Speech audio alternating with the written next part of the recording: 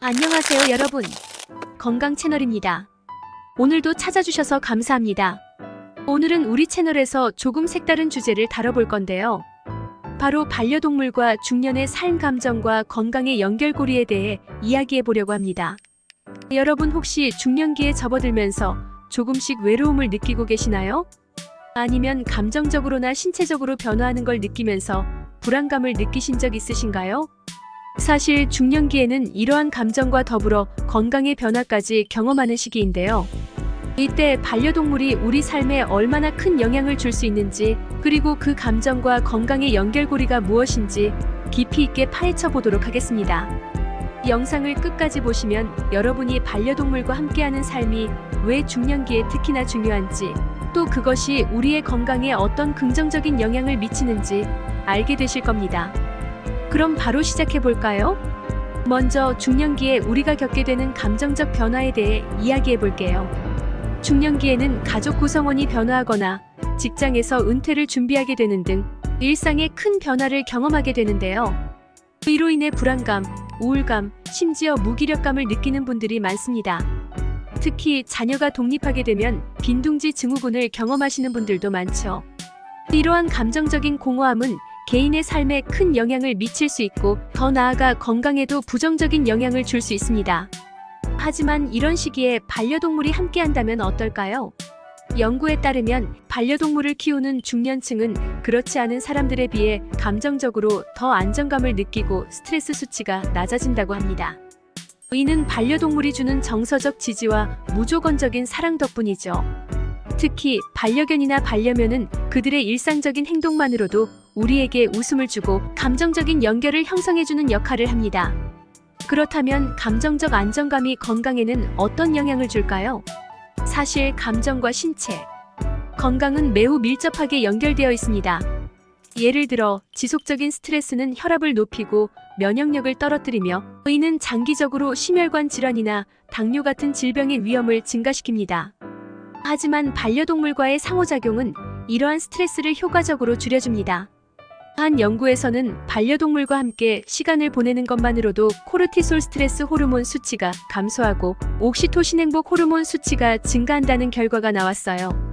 옥시토신은 스트레스를 완화시킬 뿐만 아니라 면역력 향상과 혈압 조절에도 도움을 줍니다.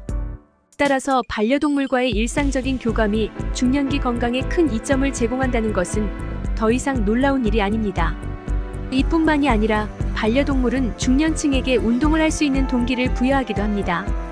예를 들어 반려견과 산책을 나가는 일은 단순히 반려견의 건강만을 위한 것이 아닙니다. 중년기에 접어들면서 운동을 소홀히 하거나 바쁜 일상 속에서 운동 시간을 내기 어려운 분들에게는 반려견과의 산책이 중요한 운동 시간이 될 수 있습니다.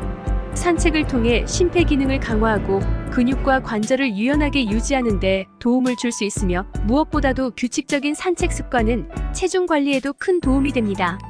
이러한 신체 활동은 우울증이나 불안감을 해소하는 데에도 긍정적인 영향을 미치는데요. 그 이유는 신체 활동이 우리의 뇌의 행복 호르몬인 엔도르핀을 분비하게 만들기 때문입니다. 중년기에 반려동물과 함께하는 것이 감정적, 신체적 건강에 큰 이점을 준다는 사실을 알았다면 이제는 반려동물이 주는 사회적 연결감에 대해서도 살펴보아야겠죠. 중년기에 접어들면 사회적 관계가 줄어들고 친구나 지인들과의 만남이 줄어들게 됩니다. 이로 인해 고립감을 느끼는 경우도 많죠. 하지만 반려동물과 함께 산책을 하거나 애견 카페, 반려동물 관련 모임에 참석하게 되면 자연스럽게 새로운 사람들과의 만남이 이루어집니다. 이는 반려동물이 단순한 동물이 아닌 새로운 사회적 관계를 형성할 수 있는 매개체가 된다는 것을 의미합니다.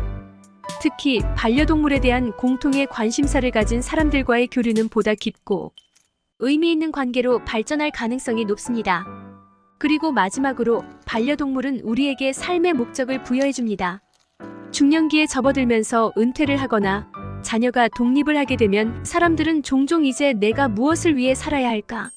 라는 고민에 빠지곤 합니다. 하지만 반려동물은 그런 우리에게 또 다른 목표와 의미를 부여해줍니다.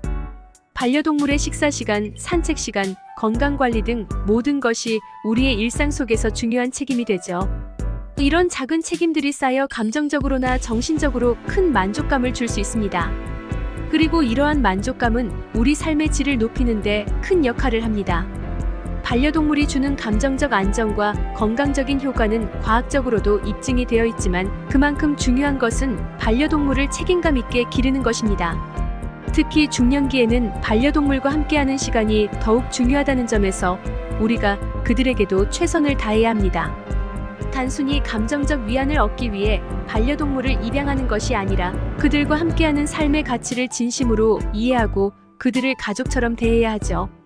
중년기 이후에도 반려동물과 함께하는 삶은 오래도록 긍정적인 효과를 가져올 수 있습니다. 반려동물은 나이가 들어가면서도 우리 곁에서 변함없는 친구가 되어주고 우리의 삶에 웃음을 주고 활력을 불어넣어줍니다.